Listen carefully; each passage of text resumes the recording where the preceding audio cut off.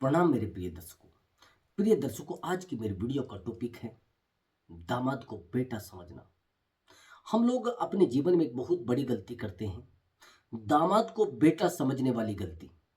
हम लोग अपने दामाद को बेटा समझने लगते हैं और ये गलती हमें जीवन भर भुगतनी पड़ती है। जीवन भर दर्द सहन करना पड़ता है, जीवन भर पीड़ा सहन करनी पड़ती है। मैंने बेहतर से बेहतर लोगों को देखा है, वो ये गलती करते हैं। आखिर में क्या होता है, उनके ऊपर दर्द, पीड़ा और चिंता उनके जीवन में आ जाती है। अब कितने भी बेहतर व्यक्ति को देख लीजिए, वो करते हैं ऐसा, लेकिन ये गलती हमेशा के लिए हमारे जीवन में ऐसे बन जाती है जैसे नासूर। तो दोस्तों, मैंने आपको हमेशा बताया है कि मेरी वीडियो कोई मोटिवेशन वीडियो नहीं होती। मैंने हमेशा बताया है कि मेरी वीडियो सिक्योरिटी पर्पज के लिए होती है और मैं प्रयास करता हूं कि मेरे जितने भी सब्सक्राइबर हैं, जितने व्यूवर्स हैं, उनके जीवन में ड्रामेबाज लोग ना आए। मैं चाहता हूं उनके जीवन में ऐसी वीडियो लाई जाए जिससे वो अपने जीवन को बेहतर तरीके से चला सकें, सुरक्षित तरीके से चला सकें। बस यही मेरा पर्पज रहता है। दोस्तों, हम लोग हमेशा ये गलती करते हैं कि दामाद को वो हक दे देते हैं जो बेटे का हक होता है। हमें ये नहीं पता होता है कि बेटा बेटा होता है, दामाद दामाद होता है। हर तरीके से दामाद को वो वैल्यू देने लगते हैं जो बेटे की होती है, और बेटा इतना कमजोर पड़ जाता है दामाद के सामने कि बेटे के अंदर विश्वास नहीं रहता, कॉन्फिडेंस नहीं रहता, ऑटोमेटिक वीक पड़ जाता है। थोड़ा ध्यान से सुनना मेरी बात को। आप कहते हैं कि मेरा जो दामाद है वो बेटे की तरह है और मैं उसको बेटे की तरह सम्मान देती हूँ। सम्मान देना बहुत बढ़िया है, लेकिन बेटे का हक देना, बेटे के बराबर उसको बिठाना सबसे बड़ा गुनाह, सबसे बड़ी गलती। अभी ध्यान से सुनना कि कैसी है ये गलती। अच्छा, एक बात बताइए, आपने कहा कि मैंने अपने दामाद को बेटे की तरह रखा है। क्या आप दामाद को डांट सकते हैं? मेरा आपसे केवल एक आइडिया मैं चाह रहा हूं, आइडिया चाह रहा हूं, और कमेंट बॉक्स में जरूर बताना लिखकर। क्या आप दामाद को डांट सकते हैं? क्या दामाद को धमका सकते हैं? मतलब धमका सकते हैं, डांट सकते हैं? आप कहेंगे नहीं गुरुजी। तो आप कैसे कह सकते हैं कि दामाद को आप बेटा समझ लेंगे? दूसरी बात, अगर आपने गलती से दामाद को डांट भी दिया तो दामाद कठोर हो जाएगा, दामाद अपमान महसूस करेगा, दामाद अपने आप को कमजोर महसूस करेगा, और वो गलती आपको भुगतनी पड़ेगी। आपको नहीं, आपकी बेटी को भुगतनी पड़ेगी। किसी कारण से अगर आप डांट भी देते हैं तो ये मान लेना, आपको दर्द सहन करना पड़ सकता है अपनी बेटी के रूप में। दूसरी बात, अब ले लीजिए बेटे को। यदि आप बेटे को डांटते हैं, बहुत बुरा भला बोल देंगे, बहुत सारी गालियां दे देंगे, लेकिन फिर भी बेटा आपके प्रेम में आ जाएगा। एक बार आप डांट दोगे तो बेटे को फिर भी आपका दर्द महसूस होगा। उसको लगेगा कि यार मेरे माँ बाप हैं, मुझे डांट सकते हैं। उसको वो चीजें याद आएंगी, वो यादें याद आएंगी जब आपने उसको छोटे से को खिलाया है, उसके लिए दर्द सहन किया है। अगर आपने डांट भी दिया तो भी बेटा आपके प्रेम में आ जाएगा, आपके पास आएगा और आपको खाना खिलाएगा, आपके दर्द को सहन करेगा। वो महसूस करेगा कि हाँ, मेरे पिताजी पीड़ा में हैं। वो सहन करेगा कि मेरी माताजी पीड़ा में है। क्या आपको लगता है कि दामाद को आप डांट दोगे और आपकी डांट सहन करेगा? नहीं। आप रिश्ते को खत्म कर दोगे पूरे तरीके से अगर आपने डांटना शुरू कर दिया। और कई बार तो आपकी बेटी को यह भी बोल सकता है कि आपके पिताजी बहुत ज्यादा बोलते हैं, उनको अक्ल नहीं है, उनको समझ नहीं है, आपकी माताजी को अक्ल नहीं है। ये समझाने वाला काम तो बिल्कुल बंद ही करना पड़ेगा। ये जो आप बेटा समझने वाली भूल कर रहे हैं ना, कभी नहीं ऐसा हो सकता, और कभी ऐसा हो ही नहीं सकता कि दामाद बेटे की बराबरी कर ले। ये दिमाग से प्रश्न निकाल देना। गलती से भी ये भूल मत कर बैठना, जीवन में दुख के अलावा कुछ नहीं मिलेगा। अब थोड़ी ध्यान से मेरी बात को सुनना। कई बार ऐसा होता है कि हम अपने दामाद को अपने बिजनेस का हकदार बना लेते हैं, अपने बिजनेस का पार्टनर बना लेते हैं। उसको कहते हैं कि ऐसा करिए, मेरे पास बिजनेस बहुत बड़ा है, व्यापार बहुत बड़ा है, तो आप ऐसा करिए, आधा व्यापार आप संभालिए, आधा व्यापार मैं संभालता हूं, आधी प्रॉपर्टी आप देखिए, आधी प्रॉपर्टी मैं देखता हूं। ऐसा करते हैं ना, बहुत सारे लोगों को आपने देखा होगा करते हो। अब किसी कारण से आपको घाटा हो जाता है, किसी कारण से आपको घाटा हो जाता है। आप एक बात बताइए, दूसरी बात, और घाटा दामाद करा देता है, और आप उस घाटे के लिए उस दामाद को कहेंगे कि तूने ऐसा कर दिया है हमारे साथ, तूने वैसा कर दिया है। हमेशा ध्यान रखना, रिश्तों में कभी भी व्यापार नहीं करना चाहिए। रिश्तों में व्यापार नहीं करना चाहिए। मान लिया जाए दामाद से कोई घाटा हो गया है, चाहे उसकी गलती से हुआ है या जानबूझकर हुआ है,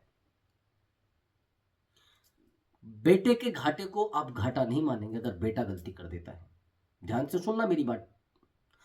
अगर बेटा गलती कर देता है और बेटे से घाटा हो जाता है, बेटे से कुछ नुकसान हो जाता है, आप उसको कोई प्रॉब्लम नहीं समझेंगे, अरे चलो ठीक है हो गया तो कोई मुश्किल नहीं। लेकिन दामाद के घाटे को आप स्वीकार नहीं कर पाएंगे। दामाद को बोलेंगे तूने ऐसा कर दिया, तूने वैसा कर दिया, तूने ऐसा किया है मेरे साथ।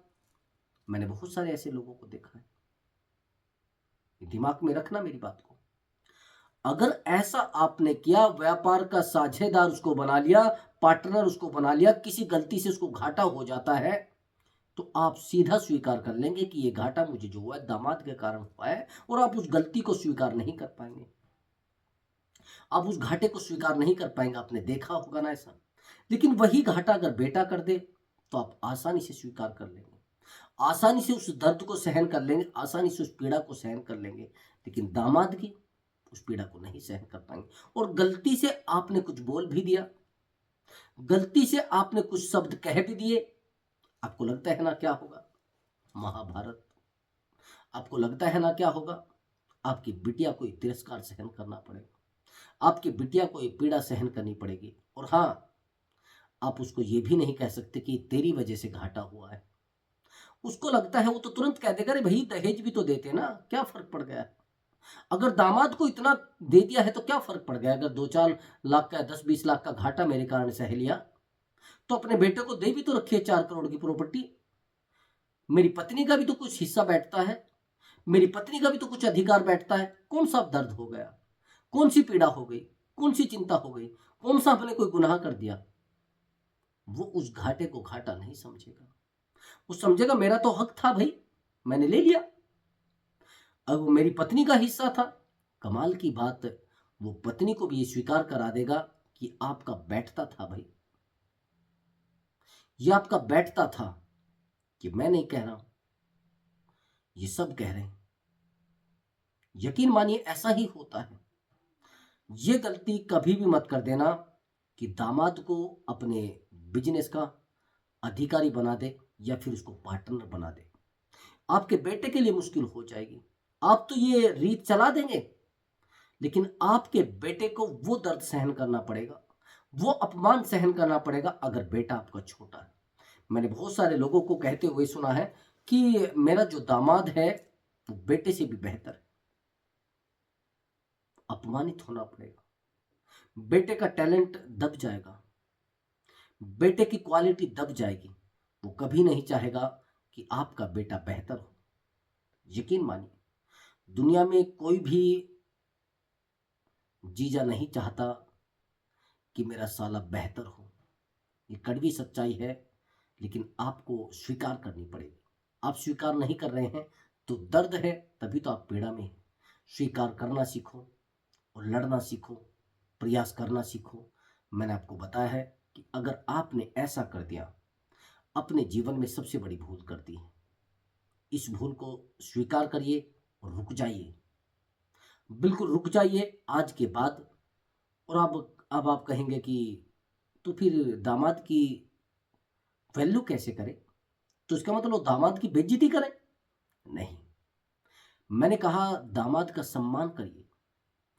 कुछ रिश्ते दूर ही बेहतर होते हैं। अगर बेटी को सुखी देखना चाहते हैं, बेटी को खुश देखना चाहते हैं, तो प्रयास करो कि दामाद के जीवन में ज्यादा इंटरफेयर ना करें, बेटी के व्यक्तिगत जीवन में ज्यादा झांकने की कोशिश ना करें, दामाद के व्यक्तिगत जीवन में ज्यादा झांकने की कोशिश ना करें।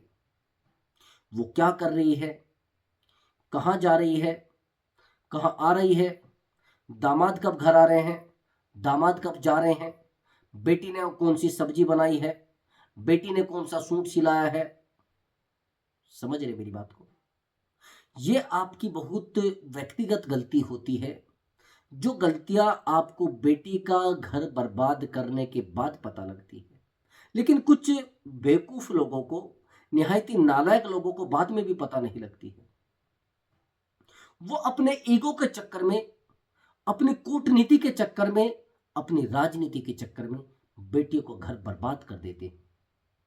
मैंने बहुत सारे लोगों को देखा है, अपनी राजनीति के चक्कर में, केवल अपनी शान शौकत के चक्कर में, केवल और केवल बस उनको लोग ये कह दे कि तूने बड़ा अच्छा निर्णय लिया था। यही कारण है, मैंने बहुत सारे लोगों के जीवन को पढ़ा है, बहुत सारे लोगों के जीवन की गणना की है, बहुत सारे लोगों के जीवन की काउंसलिंग की है। मुझे पता लगा है कि एक लड़की है, उसकी पहली शादी की,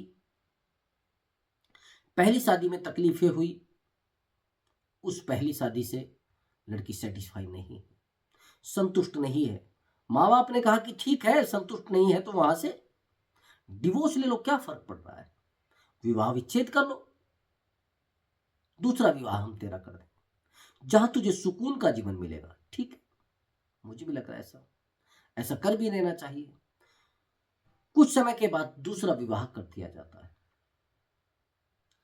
लेकिन जहां से वो लड़की आई है, अब यहां रह रही है, सीधी सी बात है, थोड़ा बहुत तो कमी बनी जाती है, सेकेंड हैंड चीजें हो जाती है। वही चीजें मान लीजिए, जीवन द्वितीय जीवन में आ जाता है। अब दूसरा व्यक्ति यदि मिलेगा, वो भी अनमैरिड मिलेगा, और मिल जाता है किसी व्यक्ति को जो बेहतर जीवन मिल जाता है। मैं ये नहीं कहता कि किसी के जीवन की कल्पना करूं, किसी के गलत जीवन की मैं सोचूं कि किसी के जीवन में गलत हो जाएगा, किसी के जीवन पर मैं उंगली नहीं उठाना चाहता। लेकिन दूसरा व्यक्ति जो मिलेगा वो भी तो विवाह वाला मिलेगा, शादीशुदा मिलेगा। क्या उसके जीवन में वो चीजें नहीं हुई होंगी जो यहां पर हुई है? नहीं होंगी।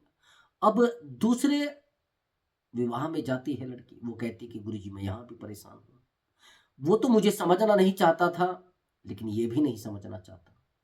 वो तो मुझे प्रेम नहीं करता था, लेकिन ये भी प्रेम नहीं करता है। कोई किसी को प्रेम करता है क्या? आपसे मेरा प्रश्न है, इस दुनिया में कोई किसी से प्रेम करता है क्या? आपकी भूल है, आपकी भूल है यदि आप ऐसा सोच रहे हैं कि कोई किसी से प्रेम करता है। नहीं, प्रेम केवल और केवल व्यक्ति अपने आप से करता है। वो केवल इसलिए प्रेम करता है कि उसको सुकून मिलता है, उसको अच्छा लगता है, वो अपनी खुशी के लिए सब कुछ करता है। आपको क्या लग रहा है कि कोई व्यक्ति आपको रात दिन कॉल कर रहा है और आपसे पूछता आपने खाना खाया? उसको सुकून मिलता है उन चीजों से, उसको पॉजिटिविटी फील होती है उन चीजों से, उसको जीवन चलाने की एक दिशा मिलती है उन चीजों से। आपको क्या लग रहा है कि लोग आपसे प्रेम करते हैं? प्रेम लोग अपने आप से करते हैं, प्रेम लोग अपनी खुशियों से करते हैं। आपको क्या लग रहा है कि लोग आपके जीवन में हैं तो आपको खुशी देने के लिए हैं? नहीं मेरे भाई, ये आप बहुत गलत सोच रहे हैं, आप गलत निर्णय ले रहे हैं। मैं तभी तो कह रहा हूं ये गलती कभी मत करिए। यदि आपको ये लग रहा है कि आप शादी इसलिए कर रहे हैं कि आप सामने वाले को खुशी दे रहे हैं, नहीं मेरे भाई, ये दिमाग से प्रश्न आज के बाद निकाल देना।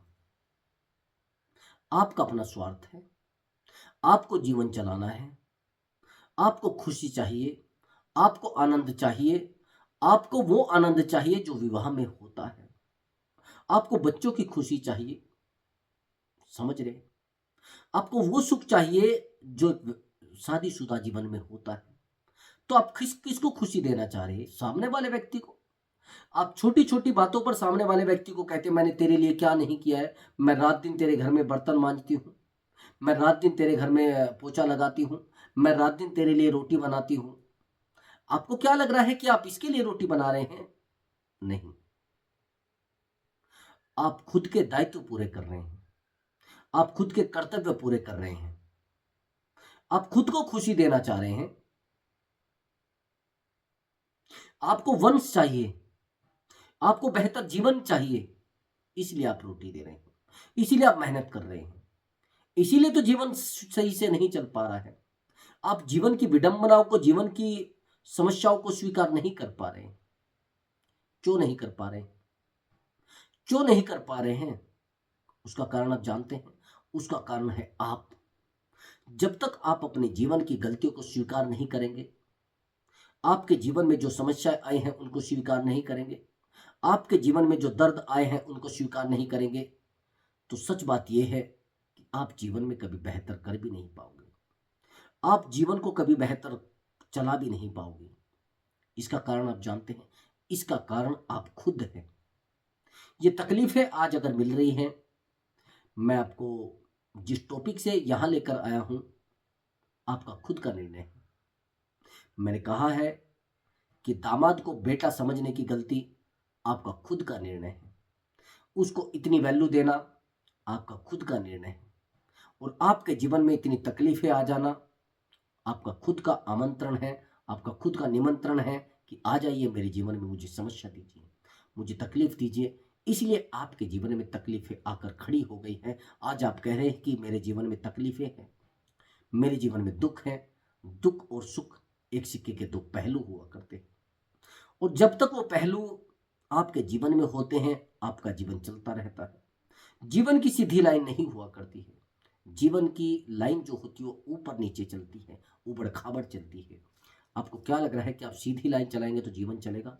उसी दिन आपकी मृत्यु हो जाएगी। जिस दिन आपके जीवन की लाइन सीधी हो गई, उस दिन आपकी जीवन लीला समाप्त हो जाएगी। आपके उस दिन जीवन समाप्ति की ओर चला जाएगा। दिशा विहीन आप हो जाएंगे। दिशा आपके जीवन से ऑटोमेटिक चली जाएगी। आया समझ में? अब मैं उसी टॉपिक पर आता हूं, दामाद को बेटा समझने वाली गलती को।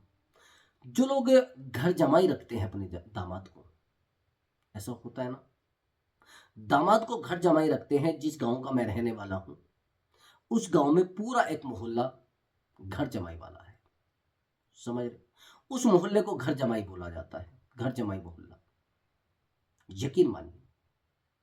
और यदि उस मोहल्ले को देखा जाए, वहां पर जो महिलाएं रहती थी, जिन्होंने घर जमाई अपने दामाद को रखा था, वो बड़ी तकलीफों में रही है, बड़े दर्द में रही है। यदि उनको बेटे हैं, जो बेटे को समय नहीं दिया गया, उनको समय दिया गया। आज वो कहती है कि हमें कोई खाना नहीं देता, आज हमें तकलीफें मिलती है। आप जानते हैं क्यों मिल रही है? हम लोग क्या करते हैं, दामाद को वो ओहदा दे देते हैं, वो वैल्यू दे देते हैं जो बेटे को दी जाती है। आपको क्या लग रहा है कि आपका दामाद आपके बुढ़ापे की लाठी बनेगा? उसने आपके जीवन की तकलीफों को देखा है? आपको लग रहा है ऐसा? उसने आपके जीवन की पीड़ा को देखा है? आपको लग रहा है ऐसा?